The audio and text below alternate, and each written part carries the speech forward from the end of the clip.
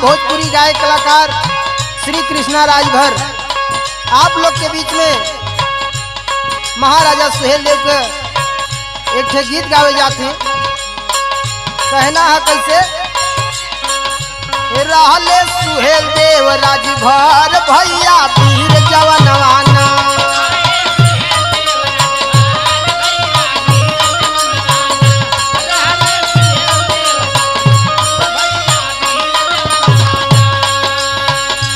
रहले सुहेल देव राजभर भैया वीर जवानवाना।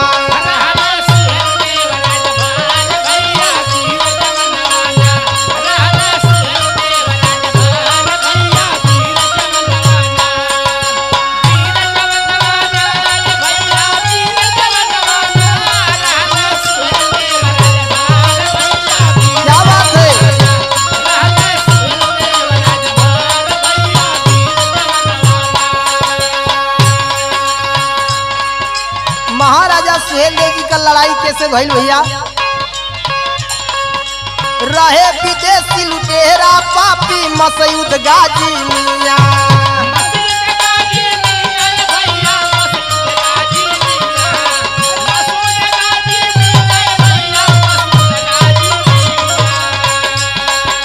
रहे विदेशी लुटेरा पापी मसूद गाजी मिया।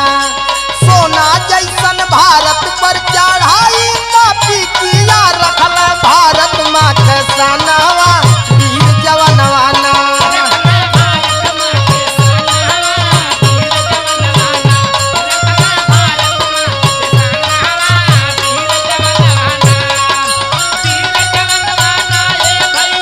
क्या बात है,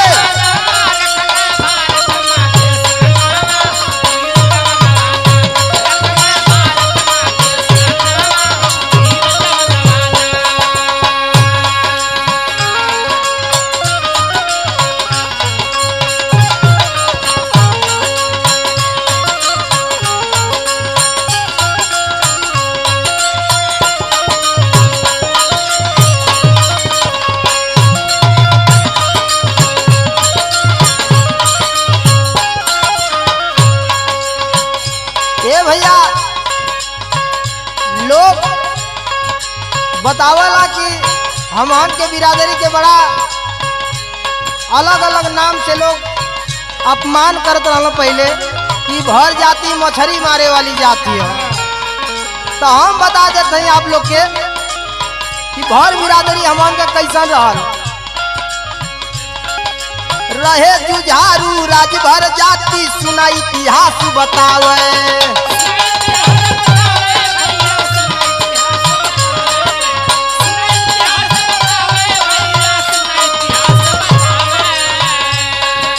रहे जुझारू राजभर जाति सुना इतिहास बतावे। केहू नहीं इनके आगे डर के मारे आँख दिखावे। मारे खेद खेद के जानवा वीर जवानवाना।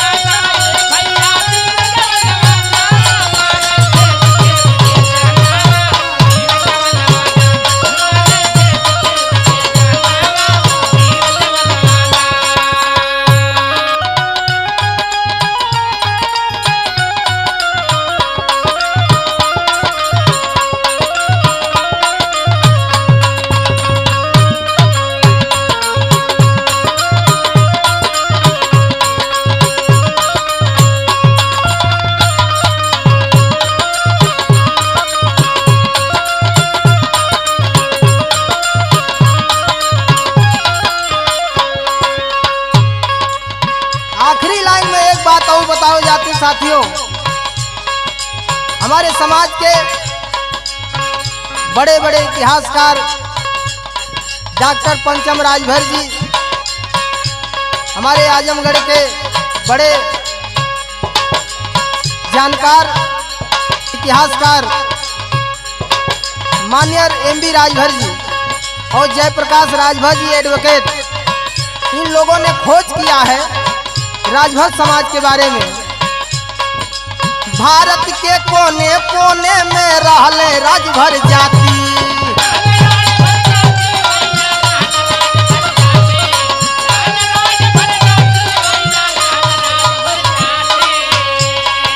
भारत के कोने कोने में रहले राजभर जाति।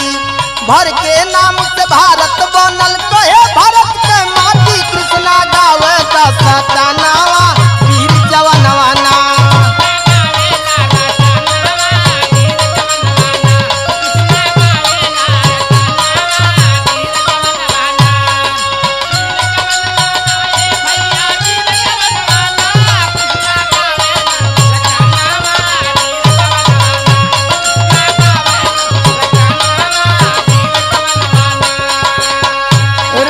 सुहेल देव राजभर भैया वीर जवानवा ना।